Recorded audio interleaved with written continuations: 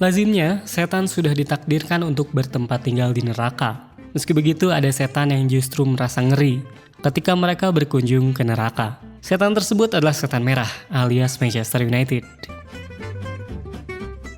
3 November 1993, Iblis Merah mengadakan away days ke Istanbul. Perjalanan ini adalah yang pertama bagi United ke negara peraih peringkat ketiga di Piala Dunia 2002 tersebut. Tak disangka, perjalanan itu meninggalkan kesan yang akan terus tertanam dalam diri Manchester United dan para pemainnya. Liga Champions ketika itu baru berusia 1 tahun, dan kompetisi ini masih diperuntukkan bagi kesebelasan yang mengakhiri musim sebelumnya sebagai juara liga. Ketika itu tidak ada yang namanya fase grup, formatnya langsung menggunakan sistem gugur sebelum partai final. Setelah mengalahkan Budapest Honvéd di babak pertama, skuad arahan Fergie diharuskan berjumpa Galatasaray pada fase selanjutnya. Pada leg pertama di Teater Impian, Eric Cantona dan kolega yang sudah unggul 2-0 justru ditahan imbang 3-3. Leg kedua jelas membawa keuntungan bagi Galatasaray. Manchester United yang tiba di Turki pada malam hari langsung disambut oleh sejumlah penggemar di bandara. Akan tetapi yang memberikan sambutan adalah penggemar tuan rumah. Sejak di bandara, mereka sudah bernyanyi, berteriak, dan mengumpat ke arah semua pemain sambil membentangkan kertas bertuliskan "Selamat datang di neraka". Sementara yang lainnya meneriakkan kata-kata kasar. Tidak hanya di bandara, mereka juga mengikuti rombongan United hingga ke hotel tempat tim menginap. Sampai larut malam, teriakan demi teriakan terus dikeluarkan, hanya untuk membuat Sir Alex tidak bisa tidur.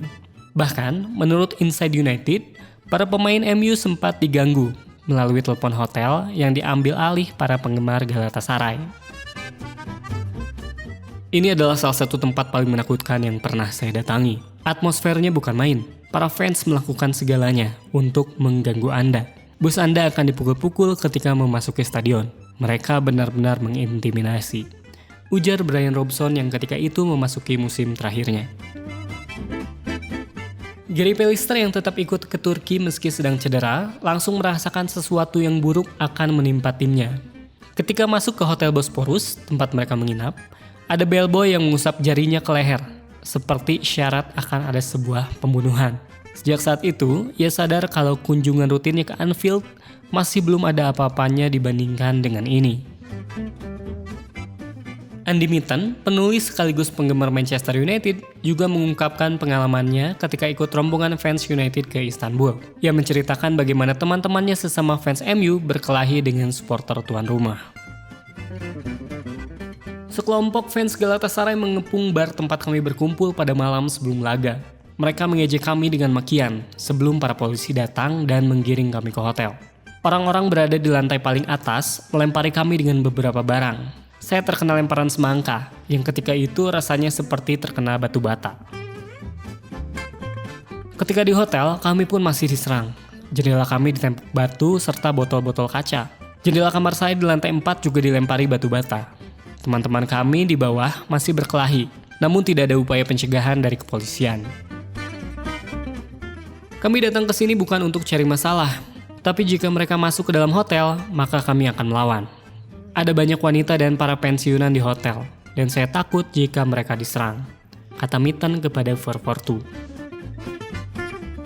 Menurut Mitten, perkelahian tersebut selesai dalam 40 menit. Ia menuturkan bahwa beberapa temannya ketika itu banyak yang menutupi kepalanya karena berdarah. Lucunya ada salah satu penggemar United bertanya, "Seru tidak perkelahian tadi?" Akan tetapi apa yang dialami Mitten dan rekannya tidak cukup sampai di situ. Penulis buku Man United Full Story ini mengungkapkan bagaimana polisi kemudian mendatangi hotel tempat supporter MU menginap. Akan tetapi bukannya memberikan pengamanan yang ketat, para polisi tersebut justru menahan 164 supporter United dan mendeportasi mereka, termasuk Mitten di antaranya. Polisi kemudian datang dan mengatakan bahwa kami akan dipindah ke hotel lain. Tapi kenyataannya kami disebar ke 10 kantor polisi berbeda. Di sana kami disuruh tes urin, menandatangani perjanjian dalam bahasa Turki, dikurung 18 jam tanpa makan dan minum sebelum akhirnya dideportasi. Saya tahu bahwa beberapa di antara kami dideportasi karena ada pihak dari konsulat Inggris membawa tempat sampah berisi paspor. Apa yang didapatkan United dari supporter Galatasaray memberikan efek psikologis yang besar ketika pertandingan. Penggemar Galatasaray membuat United tidak nyaman dengan tebuhan drum, nyanyian nyaring supporter, asap merah dari flare, serta permainan keras dari tuan rumah. United tidak bermain baik dan hanya bermain imbang 0-0 sekaligus membuat mereka tersingkir karena gol tandang. Para pemain dan perlakuan buruk. Steve Bruce menderita luka di kepala karena lemparan batu saat berada di bus. Robson bahkan menerima 6 jahitan di siku. Eric Cantona menerima beberapa pukulan dari polisi yang mengawalnya ketika keluar dari lapangan karena di kartu merah. Dalam buku autobiografinya, saat itu ada polisi yang memukulnya dengan membawa pentungan. Ia merasa kalau seolah-olah dirinya seperti narapidana yang tidak melakukan kejahatan. Melihat timnya dan ia mendapatkan perlakuan kasar, Eric mencak-mencak di ruang ganti dan siap membuat perhitungan. Eric itu pria yang besar dan kuat. Dia saat itu serius ingin membunuh polisi itu. Butuh banyak orang, termasuk manajer dan Brian Kidd untuk menahannya, kata Roy Keane. United saat itu berisi orang-orang yang memiliki temperamen tinggi. Sebut saja Eric Cantona, Peter Schmeichel, hingga Roy Keane. Namun ketika berkunjung ke Istanbul saat itu, tidak ada satupun yang berani melawan selain Cantona. Bahkan Keane pun tidak berani untuk beradu argumen dengan pendukung Galatasaray tersebut.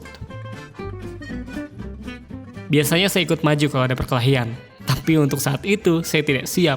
Orang Turki saat itu jumlahnya sangat banyak, kata Roy Keane. Bahkan, sebisa mungkin Sir Alex Ferguson menghindari timnya untuk berada satu grup atau bertemu dengan kesebelasan asal Turki.